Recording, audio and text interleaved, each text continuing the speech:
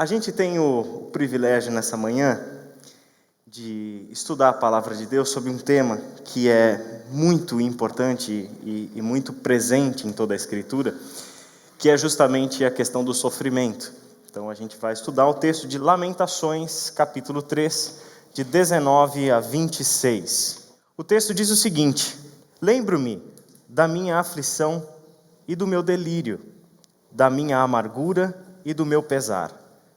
Lembro-me bem disso tudo, e a minha alma desfalece dentro de mim.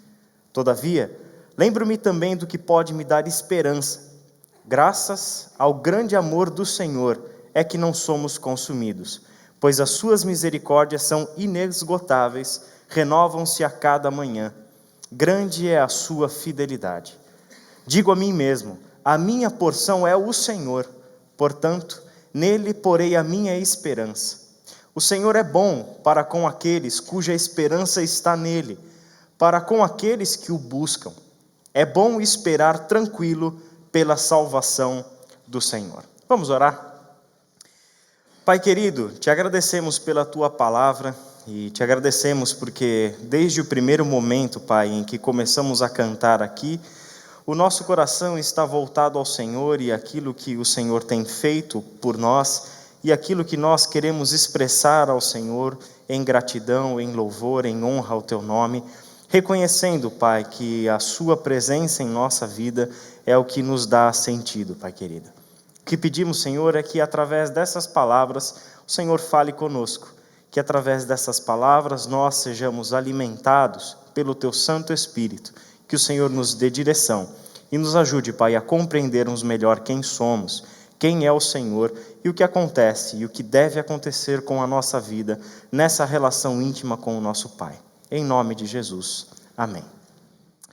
Eu acho muito interessante esse texto primeiro, que é bem conhecido, principalmente aqueles versos do meio aqui, onde ele fala: todavia lembro-me também do que pode me dar esperança, graças ao grande amor do Senhor é que não somos consumidos, pois as suas misericórdias são inesgotáveis, renovam-se a cada manhã. Esse talvez seja o texto mais conhecido de todo o livro de Lamentações. E esse livro, ele faz faz coro com diversos outros textos da Escritura que lidam exatamente com o mesmo assunto, o assunto do sofrimento. Se você ler o texto todo de Lamentações, você vai ver o quanto ele está falando do próprio sofrimento, das suas próprias angústias, o quanto ele está colocando, o poeta coloca no texto tudo aquilo que vem à sua memória e que traz esse pesar, que traz o sofrimento, que é uma lembrança da sua dor, a dor por causa da circunstância onde ele está inserido, a dor por causa dos seus próprios sentimentos, das suas emoções, da sua relação com Deus, onde às vezes é conflituosa. Porque como seres humanos a gente não consegue entender com tanta clareza assim o porquê que nós, como filhos de Deus, precisamos passar pelo sofrimento. O porquê que Deus, sendo amor, permite que a gente passe pelo sofrimento. Como pode esse Deus de amor, que é todo graça, que é todo misericórdia, permitir que eu, um filho dele, fiel, dizimista, que ora, que lê a Bíblia, que estuda e etc., por que que ele vai permitir que eu passe pela angústia, pelo sofrimento e pela dor? Sabendo que a gente faria essa pergunta, a Bíblia como um todo trata da questão do sofrimento. E essa é uma pergunta, na verdade, muito antiga que os seres humanos fazem: por que sofremos? E quando a gente olha para todo o testemunho bíblico, a gente vai perceber o seguinte, que a Bíblia nos fala tanto o sofrimento porque quer nos preparar para a realidade da vida. A Bíblia não é e nunca quis ser um instrumento de alienação. Ela nunca quis me preparar para uma realidade alternativa. Ela nunca quis ser anestesia para a dor e para a condição humana.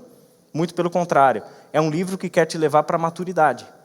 E te levar para a maturidade é encarar a vida como ela é encarar a condição humana, é encarar o sofrimento. É saber que, inevitavelmente, o sofrimento atinge a todos nós.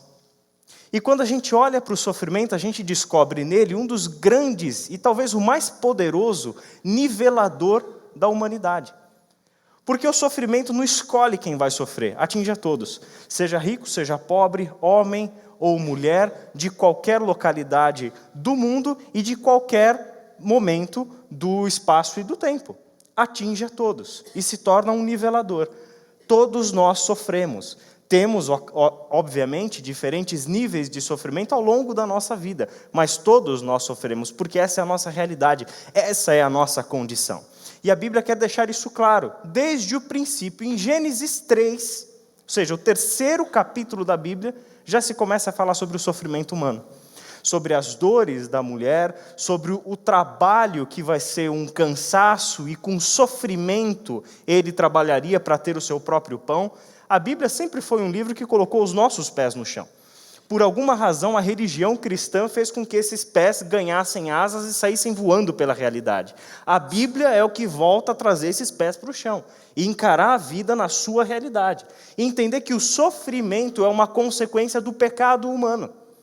E que, uma vez que somos todos pecadores, nós todos estamos sujeitos ao sofrimento. Deus não nos fez para o sofrimento, mas o pecado abriu, escancarou as portas para que o sofrimento determinasse a nossa condição humana. Todos nós sofremos. E a crise, como a gente vai perceber hoje, não é um momento da nossa vida, mas é a nossa própria condição. Nós vivemos na crise. Nós vivemos uma crise. E a Bíblia, então, trata tanto do sofrimento para nos preparar para essa realidade. Se você abrir a sua Bíblia em Eclesiastes, não precisa ler agora, a gente não vai ler nenhum texto, mas você pode ler antes do almoço ainda, leia Eclesiastes todo. E você vai perceber que em Eclesiastes, o que o autor vai falar para nós? Sobre o seu sofrimento, sobre as suas angústias. Uma angústia de que ordem? Um sofrimento de que ordem? Existencial. Ele começa a refletir sobre o que ele fez na vida. Ele começa a refletir sobre a sua existência, sobre as suas ações e as consequências das suas ações. E qual é a conclusão constante que ele chega a tudo? É tudo sem sentido, é tudo vaidade, é correr atrás do vento, nada faz sentido. Quer dizer, é um livro meio deprimente, é um livro meio azedo, como um autor escreveu sobre ele. Quer dizer, não é um livro fácil de digerir, por quê? Porque nos faz encarar a realidade da vida. E às vezes a gente não gosta de encarar a realidade. Só que se a Bíblia é palavra de Deus para você, e você crer de fato que Deus fala com você por intermédio da Bíblia, e essa Bíblia fala tanto sobre o sofrimento, e de diversas formas, você deveria parar para pensar que ela está querendo te dizer alguma coisa. Que isso tem uma função para a sua vida, e uma função importante. Eclesiastes é um exemplo, mas e quantos salmos o salmista coloca no texto, na sua poesia, o sofrimento e a sua angústia? Quantos e quantos salmos tratam dessa depressão, dessa angústia, do sofrimento por diversas razões? Quantos deles? Quantas histórias inteiras de personagens bíblicos nos mostram o sofrimento? Aliás, não sei se você já reparou, mas as mais belas histórias bíblicas começam no sofrimento. Olha que coisa incrível. Tudo aquilo que a gente encontra na Escritura, do mais belo, começa, passa, se desenvolve no sofrimento e na crise. Quantos personagens passaram sobre isso? E no Antigo Testamento, nós temos 2 exemplos máximos, onde o sofrimento atinge a nação como um todo. Um deles é no Egito, o livro do Êxodo. E o segundo deles é o exílio, que é exatamente o contexto em que se insere as Lamentações. O livro de Lamentações é a experiência de alguém que está passando pelo exílio.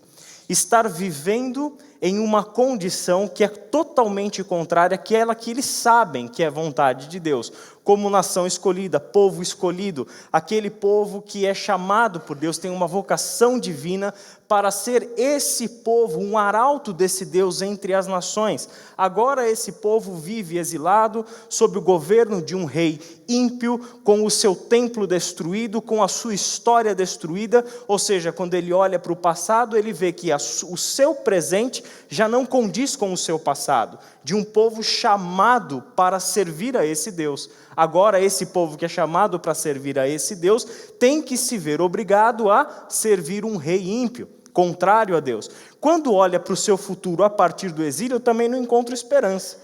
Porque se eu olhar para a realidade, eu vou ver que o que me cerca é só tragédia, é só morte, é só destruição, toda a minha esperança, a minha vocação, e isso significa a minha identidade está perdida, está em ruínas. Se você ler do começo do capítulo 3 de Lamentações, você vai entrar em angústia. Você vai pegar emprestado o sofrimento dele. Daí eu sugiro que você não leia agora, lê depois, quando você estiver em alto astral e assim por diante. Mas esse começo, ou seja, do versículo 1 até o versículo 18 de Lamentações, é uma tragédia atrás da outra. A forma como ele descreve o seu momento, a sua condição, é angustiante. Eu duvido você ler esse texto e não entrar em conflito, e não entrar em angústia, e não sentir o peso das palavras do poeta quando ele descreve a sua condição e o seu momento. Daí, gente, que quando a gente olha para essa questão toda do sofrimento, e o como a Bíblia enfatizou esse sofrimento, eu preciso ficar atento. Deus está querendo me dizer alguma coisa com isso.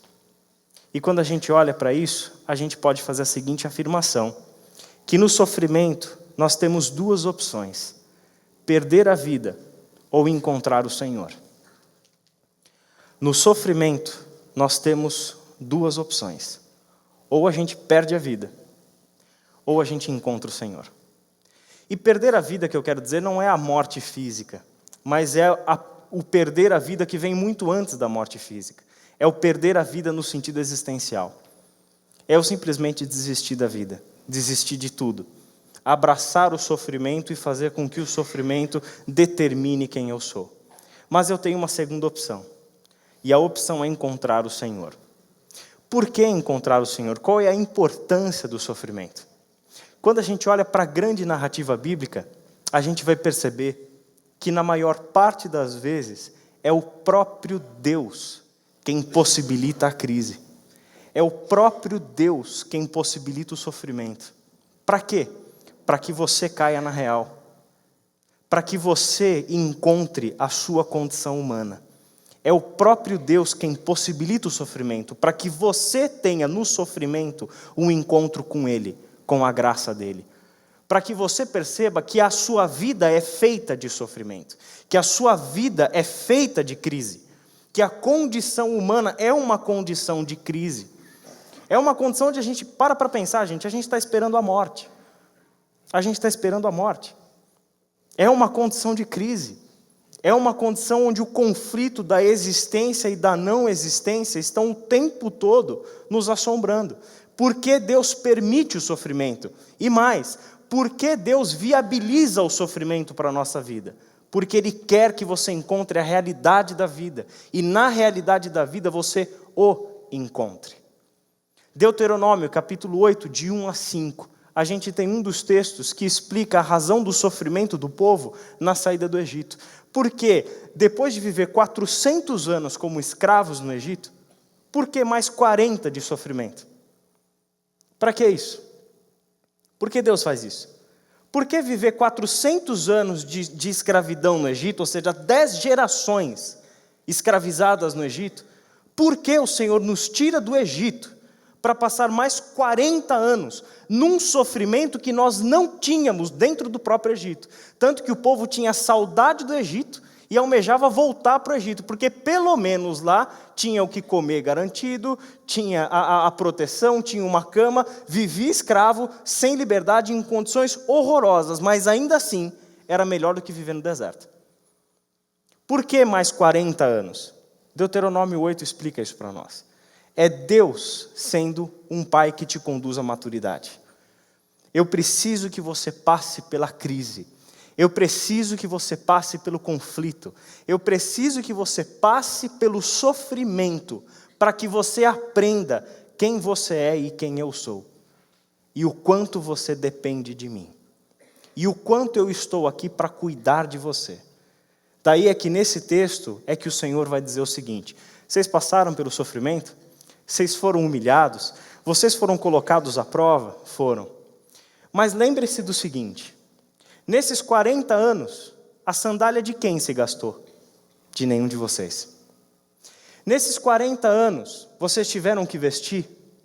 Nesses 40 anos, não foi eu que alimentei vocês de uma forma milagrosa? Nesses 40 anos de caminhada num deserto escaldante durante o dia e congelante durante a noite, os pés de quem encontrou o inchaço? De nenhum de vocês.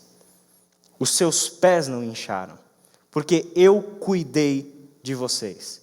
E esse é o texto onde nós temos a famosa palavra do Senhor que diz: para que vocês saibam, para que vocês aprendam, que nem só de pão viverá o homem, mas de toda a palavra que sai da minha boca. E essa é a palavra recitada pelo próprio Jesus, quando ele passa pelo seu sofrimento nos seus 40 dias de deserto. Ele sabe a importância do sofrimento na vida humana. E a gente sabe, por exemplo, que você e eu só almejamos felicidade por causa do sofrimento. Sem sofrimento, nós não saberíamos o que é felicidade. Nós precisamos dele, mas precisamos entender a sua função. Precisamos entender o que acontece com a gente no meio do sofrimento. Precisamos entender que o sofrimento não é o fim, que a crise não é o fim, mas a crise é o próprio primeiro movimento da graça de Deus na nossa vida. É esse olhar que nós precisamos inverter, e a Bíblia nos convida a inverter. E ainda para fechar essa introdução, eu me lembro de Jó.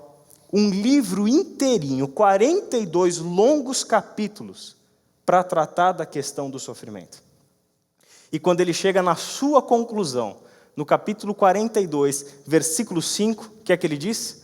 Os meus ouvidos já tinham ouvido a seu respeito, mas agora os meus olhos te viram. No meio do sofrimento é que eu te conheci de verdade. Eu já tinha ouvido falar do Senhor.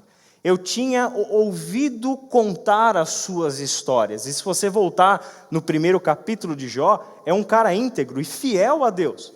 Alguém que você vai dizer, esse aqui é o mais elevado dentre os seres humanos no que diz respeito à fidelidade a Deus, à comunhão com Deus, intimidade com Deus.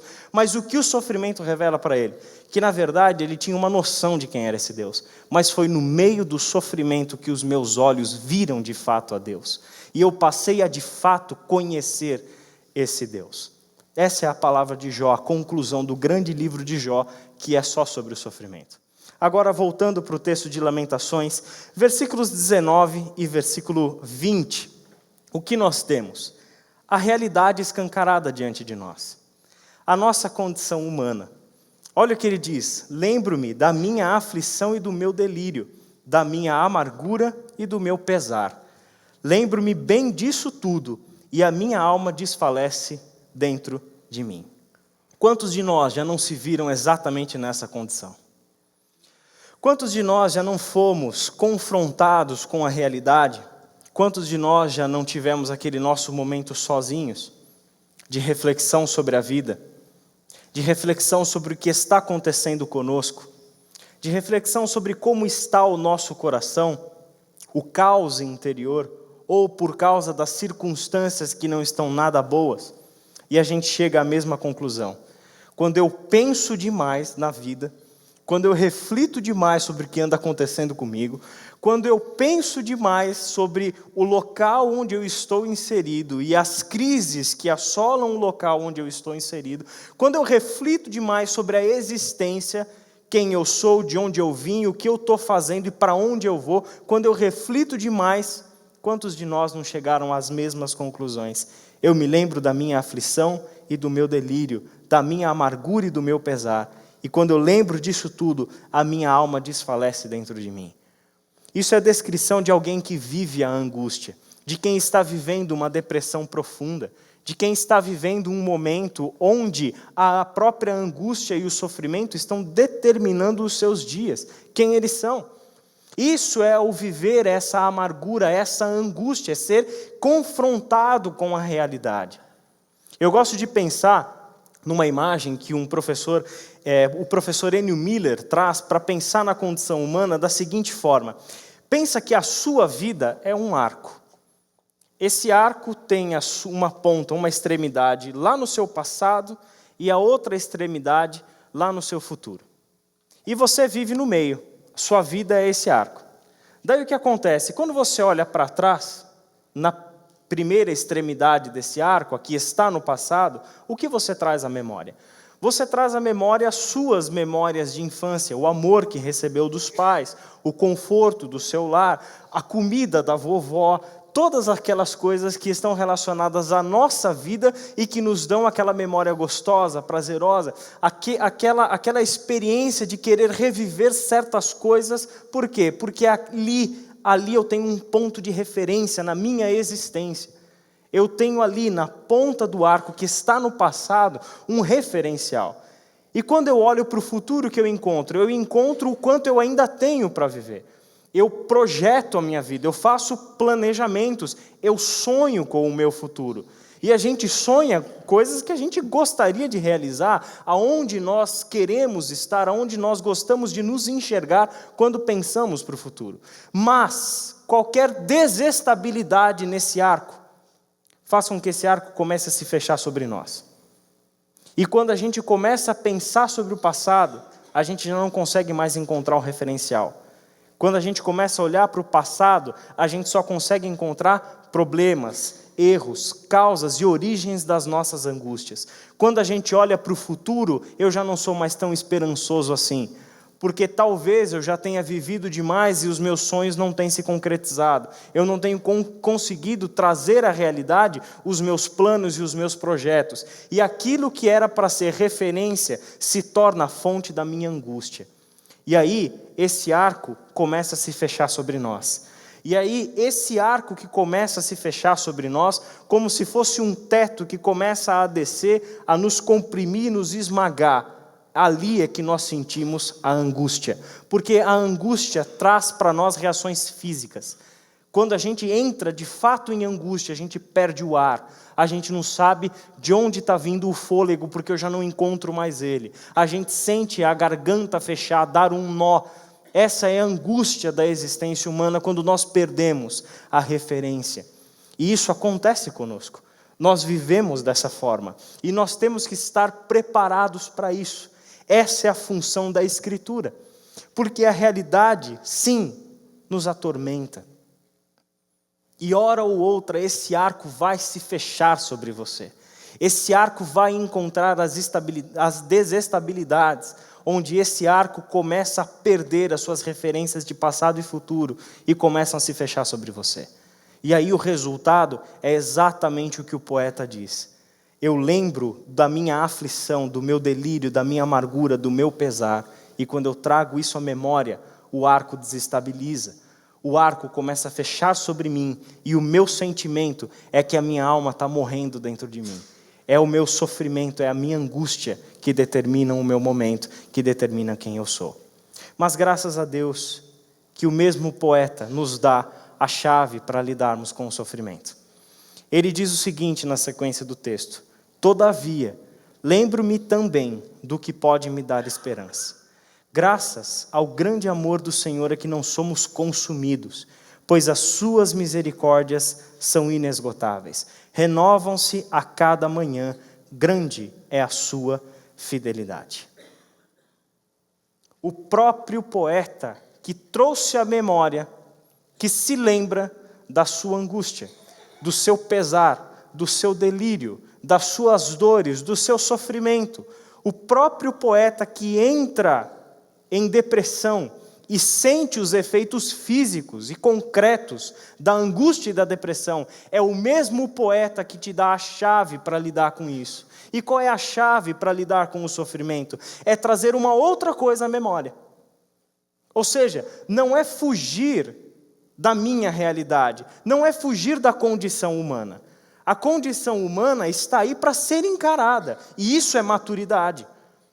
Está aí para que sim, eu traga à memória o meu sofrimento, traga à memória os meus motivos de aflição, traga à memória a minha dor.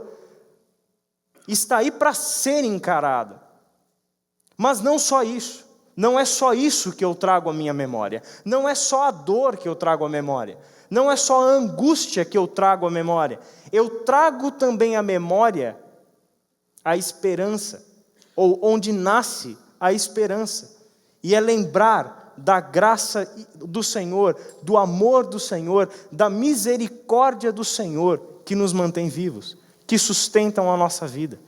O que ele traz à memória, então? Ele precisa se lembrar daquilo que dá esperança. E o que são essa esperança? O que é essa esperança? Quais são as memórias que trazem para ele esperança? As memórias, é claro, do feito do Senhor, da ação do Senhor, das obras do Senhor. Porque a graça do Senhor, o amor do Senhor, a misericórdia do Senhor são revelados para nós, não em um livro teórico, não em um dicionário que me diz o que é amor, o que é graça e o que é misericórdia. Mas graça, amor e misericórdia do Senhor são revelados a nós através de histórias de vidas semelhantes às suas, semelhantes às nossas histórias. São os feitos do Senhor que trazem à realidade o seu amor, a sua graça e a sua misericórdia. Para isso, eu tenho duas maneiras, duas ações muito práticas de lidar com isso. A primeira é a memória de curto alcance. Qual é a memória de curto alcance? A memória da sua própria vida. Quando eu chego na angústia, como o poeta chegou no versículo 20, quando eu chego na angústia e eu estou ao ponto de perceber que a minha alma está desfalecendo dentro de mim, eu preciso, em primeiro lugar, lembrar então dos feitos do Senhor. E lembrar dos feitos do Senhor em uma primeira dimensão, na minha memória de curto alcance, é lembrar da minha própria vida. Quando eu olho para o meu passado, quando eu olho para a minha história, eu quero resgatar a minha memória. Eu quero trazer do passado, não só angústia, não só dor e não só sofrimento, mas eu quero trazer à memória tudo aquilo que Deus já fez por mim. Tudo aquilo que Deus já fez na minha história. Todas as vezes que eu passei necessidade e encontrei o suprimento nele. Todas as vezes que ele foi o meu porto seguro. Todas as vezes que eu necessitei, ele estava lá para mim. Isso é trazer à memória, a misericórdia desse Deus, na nossa própria história de vida. Porque com certeza, quando você olha para si e se faz perguntas existenciais, você precisa trazer esses elementos também à tona. Porque quem define quem você é, não são os seus erros, não são os seus pecados, não são as injustiças que você sofreu, não são os maus tratos que você recebeu da vida. Quem define quem você é Cristo Jesus. É Ele quem define quem você é. É Ele, e não somente aquilo que te traz angústia, mas principalmente aquilo que te traz esperança. É Ele quem define a sua identidade é reconstruída nele. Crer em Cristo Jesus, entregar a vida para Cristo Jesus, o que acontece de uma forma misteriosa é uma confluência de caminhos, onde a sua história entra para dentro da história de Cristo Jesus. E a sua história é redimida na história de Cristo Jesus. E é Ele quem passa a dar para você uma nova identidade. Eu preciso trazer à memória aquilo que me dá esperança. E trazer à memória aquilo que me dá esperança é lembrar a cada momento da presença determinante desse Deus na minha história. Mas eu também tenho que trazer à tona os feitos do Senhor numa outra dimensão, que é a memória de longo alcance. É entender que esse Deus não é só o meu Deus, mas Ele é descrito na Bíblia como o Deus da história. E a minha memória de longo alcance é uma memória onde eu vou perceber que a minha vida particular está inserida em uma história muito maior. Em que os feitos do Senhor na minha vida fazem parte de uma gigantesca obra de Deus em toda a história da humanidade. E quando eu olho para o meu passado, então, eu já percebo que o meu passado não tem a sua origem no relacionamento sexual do meu pai com a minha mãe, que a minha mãe engravida e eu venho à existência. O meu passado tem uma origem anterior a isso. E a grande narrativa bíblica vai me dizer o quê? Que o meu passado vai muito além do relacionamento do meu pai e da minha mãe. Mas o meu passado tem a sua origem no próprio coração de Deus, que trouxe todas as coisas à existência. E quando eu olho para o futuro, para outra extremidade do arco, eu percebo que aquele meu futuro, que para mim termina com a minha morte, na verdade, não termina com a minha morte. E a grande narrativa de Deus, a Bíblia, vai me mostrar o quê? Que essa memória de longo alcance também me possibilita olhar para o futuro e perceber que o meu futuro não está na morte, mas o meu futuro é retornar para o coração de Deus. Eu consigo, então, ter uma visão mais ampla de quem eu sou. Perceber que é só no sofrimento que é possível fazer essa reflexão. Que é só na angústia que se torna possível fazer essa reflexão. E olhar para uma Bíblia, um livro que para tantos é um livro de religião, de misticismo, de seja lá o que for, é o livro que mais me fala sobre a condição humana e sobre a minha existência como ser humano. É o livro que mais me dá orientação sobre como viver essa vida em Deus, que me alimenta de esperança e faz com que minha vida ganhe um sentido, que o olhar puro e simples para a realidade não alcança, mas é na crise, quando o arco se fecha, onde tudo está escuro, onde as paredes estão fechando, o teto está descendo e eu estou sendo sufocado, é justamente ali que Deus irrompe, abre uma fresta, entra na minha história e reverte o quadro. E quando Deus entra ali, a gente precisa perceber que a crise é graça de Deus, porque é ali que Ele vai entrar. E quando Ele entra, o que começa a acontecer?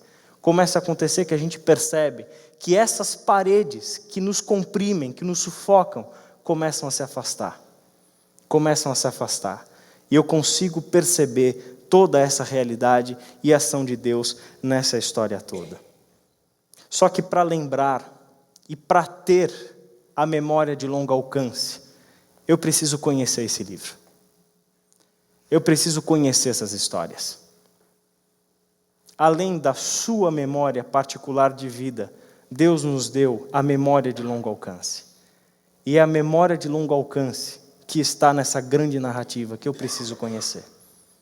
Dá para entender a importância da Bíblia na nossa vida? Dá para entender a importância da palavra de Deus na nossa vida?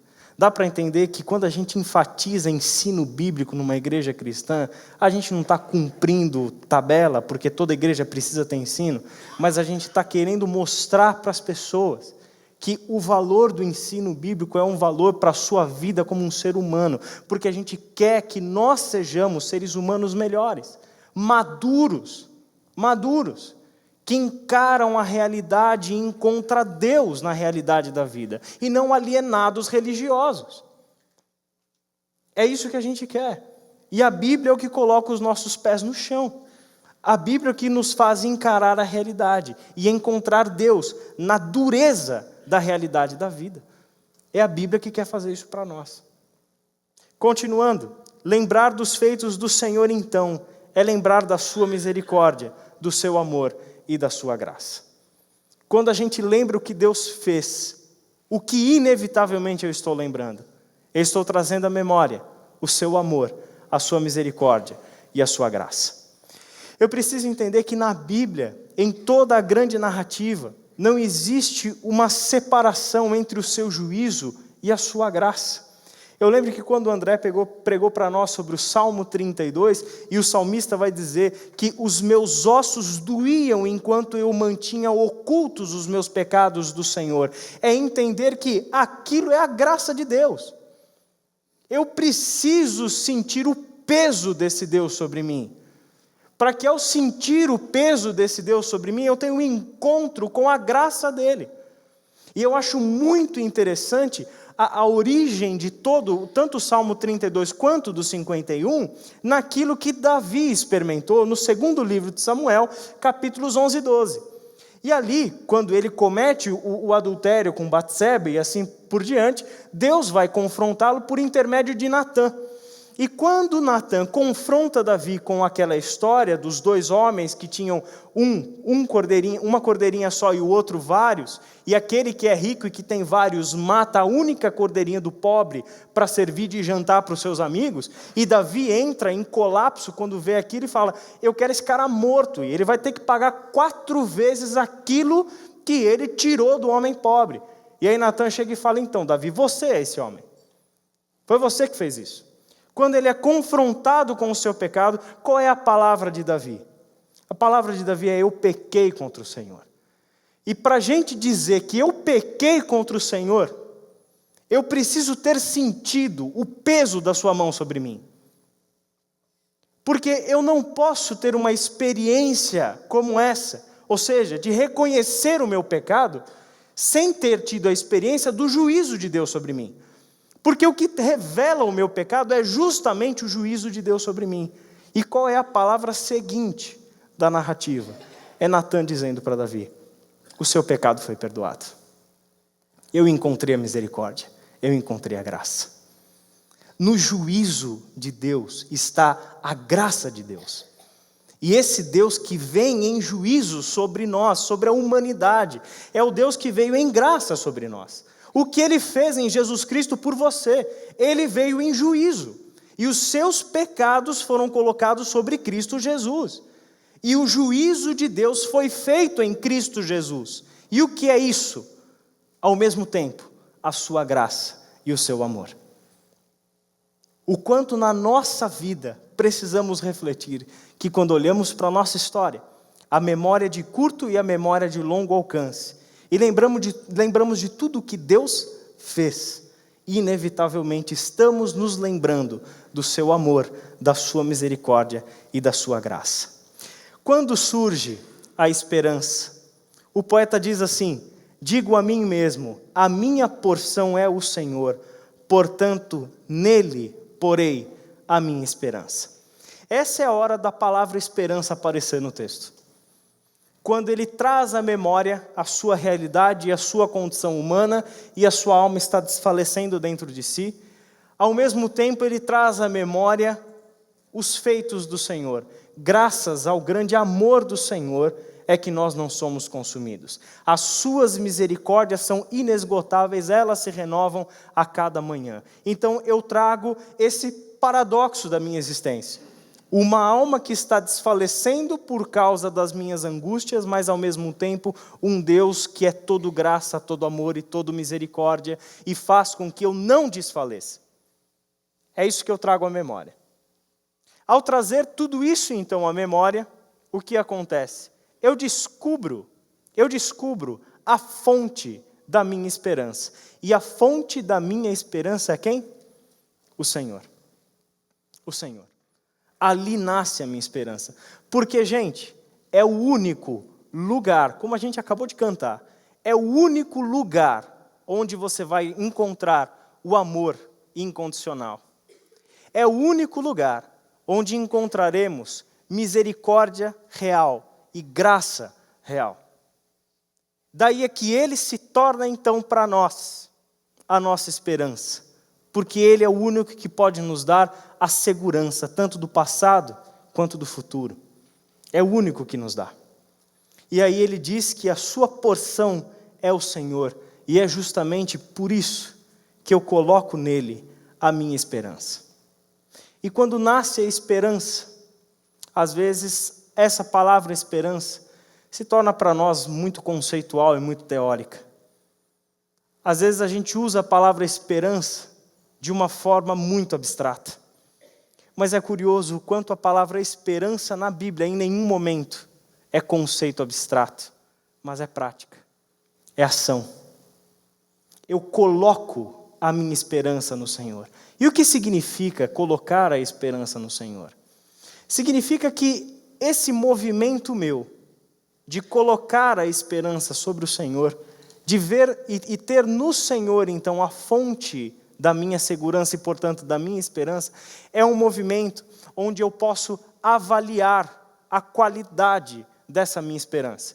Eu preciso, então, saber se essa esperança que eu estou colocando no Senhor é uma esperança concreta e real ou se é simplesmente mais uma alienação religiosa.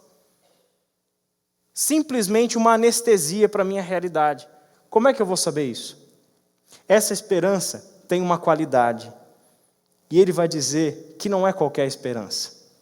E o que avalia essa esperança? O que pode me dizer se essa é uma esperança colocada no Senhor de fato, ou se é uma esperança de quem está fugindo da realidade.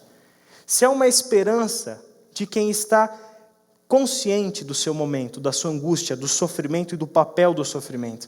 E não uma esperança de quem quer fugir do sofrimento e fugir da realidade. Mas a esperança de quem vai enfrentar o sofrimento colocando em Deus a sua esperança. De quem vai passar pelo sofrimento, encarar de frente a dor, encarar de frente a angústia, mas colocando em Deus a sua esperança. O que me ajuda a avaliar é a serenidade.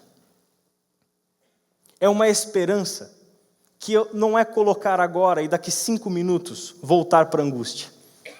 É uma esperança que não é colocar no Senhor essa esperança e em pouco tempo eu já estou sentindo tudo de novo. Eu já estou desesperado e já estou querendo trazer para mim de novo o controle da minha vida. Não, Senhor, eu coloquei a esperança no Senhor, mas na verdade não está funcionando. Então deixa eu pegar de volta a esperança para mim mesmo, porque eu me basto. E eu vou tentar dar um jeito humano, totalmente humano e portanto pecador, de resolver os meus conflitos, ao invés de colocar a esperança no Senhor. Quando a gente coloca a esperança no Senhor, como o poeta está dizendo para nós, o que a gente vai experimentar? Olha essas palavras: o Senhor é bom para com aqueles cuja esperança está nele, e está nele de fato, para com aqueles que o buscam, e é bom esperar tranquilo pela salvação do Senhor. É passar pelo sofrimento com serenidade, é passar pelo sofrimento em tranquilidade, é passar pelo sofrimento, pela dor, passar pela depressão, passar pela angústia, passar pela dureza da realidade da vida, mas com serenidade. Por quê? Porque eu sou um alienado? Não. Porque a minha esperança está no Senhor. Porque eu trago à memória os seus feitos. Eu trago à memória o seu amor, a sua misericórdia, a sua graça. Eu trago à memória aquele sacrifício de Cristo Jesus naquela cruz, que me deu um novo sentido de vida, que me deu uma nova identidade, que agora sim eu posso saber quem eu sou por causa do sangue vertido naquela cruz. Eu trago à memória isso tudo, além de trazer à memória todo o cuidado de Deus comigo até hoje.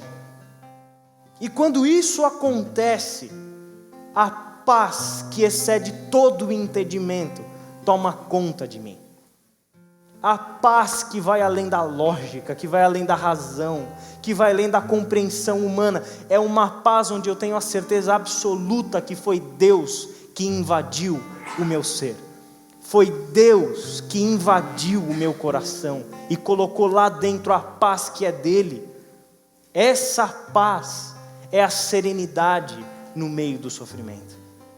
É eu colocar a minha esperança no Senhor e passar pelo sofrimento e pela crise com serenidade, com um sorriso no rosto, com a tranquilidade, sem alteração nos meus batimentos cardíacos, porque eu sei que o Senhor está cuidando, porque eu trouxe à memória tudo o que Ele fez, e se tudo o que Ele fez prova o seu amor e sua graça e a sua misericórdia, eu sei que esse Senhor vai continuar cuidando de mim, porque é Ele quem dá sentido para a minha existência.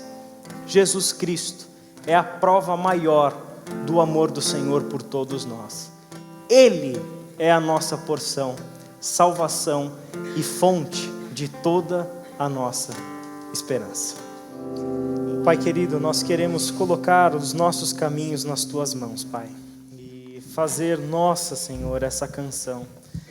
A canção que quer se lembrar e a canção que quer trazer à memória e colocar em palavras e em versos que o Senhor é a nossa esperança, que o Senhor é quem cuida de nós, que o Senhor é todo amor, graça e misericórdia, e que o Senhor é que sustenta a nossa vida. Pai querido, alivia, Senhor, a pressão, alivia, Senhor, a nossa angústia e nos faça encarar a vida como de fato ela é, Senhor.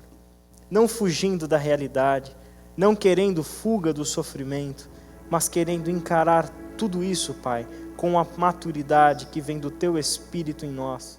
Maturidade essa, Senhor, revelada na Sua palavra. onde deixa claro que o Senhor é quem nos sustenta, é o Senhor é quem cuida da nossa vida, e a única razão pela qual estamos vivos e temos esperança é o Senhor. Obrigado, Senhor, pela Tua graça, pela Tua misericórdia e o Teu amor, sempre constantes em nossas vidas. Nos faça, Senhor, todos os dias trazer à memória aquilo que nos dá esperança, e que enfrentemos, Pai, o nosso sofrimento, a nossa angústia, com a serenidade que vem do Teu Espírito Santo em nós. Em nome de Jesus. Amém.